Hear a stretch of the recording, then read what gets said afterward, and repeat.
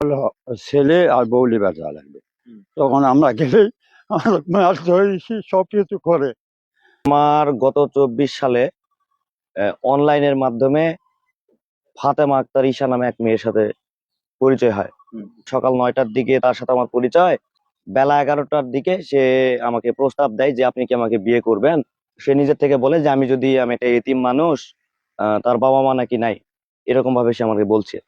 তারা বাসা থেকে বের হওয়ার পরে তাকে নাকি খোঁজাখুঁজি করা শুরু হয়েছে। তারা আন্টির বাসায় গিয়ে ওঠে।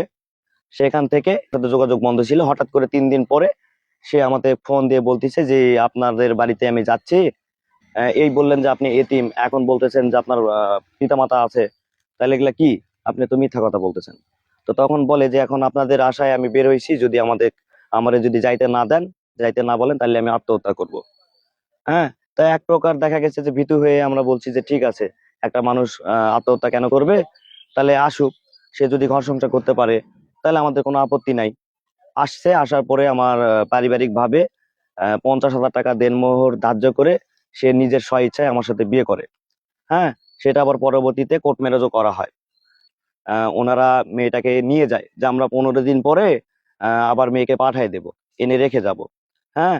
তো এই কথা বলে নিয়ে যায় গত নভেম্বরে মেয়েকে নিয়ে যায়। তারপর থেকে আমরা যতটুকুই যোগাযোগ করার চেষ্টা করি যে তুমি আসবে না বা আমরা নিতে যাব, তারা আমাদের কোনো কথা গ্রাহ্য করে না।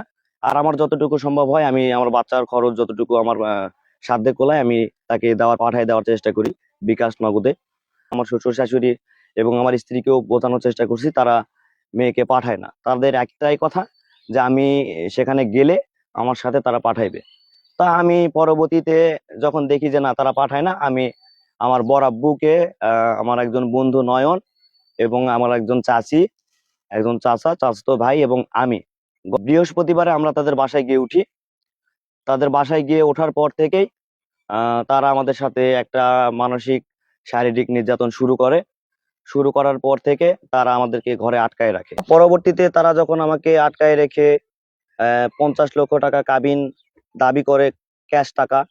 আমি তো এতগুলো টাকা কোথায় পাবো? আমি বারবার তাদেরকে প্রত্যেককে বোঝানোর চেষ্টা করি, হাতে পায়ে ধরি, কিন্তু না, তারা আমাদের কথা মানে না, আমাদেরকে মারধর করে। মারধর করতে করতে এক প্রকার বিকেল 5টার দিকে তারা কাজী ডেকে 50 লক্ষ টাকাই তাদের দাবি, তারা 50 লক্ষ টাকাই নেবে। কিন্তু যখন কাজী নিজে থেকে বলে যে না, 50 লক্ষ টাকা হয় না, আমি 15 লক্ষ টাকা ব্যাক ডেটে একটা কাবিন করে দিচ্ছি। হ্যাঁ। তখন আমরা এক প্রকার ভীতু হয়ে, না হলে আমরা তো কথা যে কথাই বলবো, ভালো বললেও তারা আমাদেরকে মারধর করতেছে, খারাপ বললেও মারধর করতেছে। ঠিক এক প্রকার বাধ্য হয়ে আমি ওই কাবিন নামায় সই করতে বাধ্য হই। 15 লক্ষ কেন, তারা যদি 50 লাখ টাকাও দাবি করতো, তাদের মেয়েকে আমার সাথে পাঠাইতো, আমার স্ত্রী সন্তানকে যদি আমার সাথে পাঠাইতো, তাহলে কোনো সমস্যা হতো না। এখন আমি আমার বউ বাচ্চাকে চাই, আমি আমার বউ বাচ্চাকে ছাড়া থাকতে পারবো না। আপনাদের কাছে সবার কাছে অনুরোধ, আমার বউ বাচ্চাকে আমি ফেরত চাই। আমার বন্ধুর সাথে আমি ওর বউ বাচ্চা নেওয়ার জন্য ভোলাতে যাই। যাওয়ার পর থেকে আমাদের বিভিন্নভাবে টর্চার, মারে বিভিন্নভাবে অত্যাচার করতেছিল। তখন একটা পর্যায়ে ওনাদের দাবি যে 50,000 টাকা, 50 লাখ টাকা কাবিন করবে। আমরা একটু রাজি ছিলাম না, তখন লাস্টে আমাদের মারধর করে রাজি করাইছে।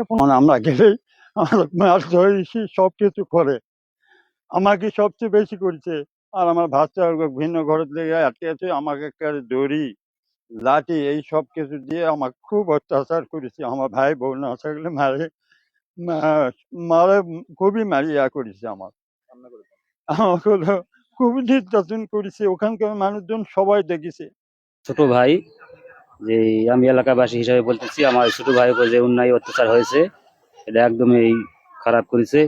তারপরে এই ছোট ভাই হিসাবে আমি এই আইনের কাছে একটাই দাবি যে এটা যেন সূক্ষ্ম বিচার করে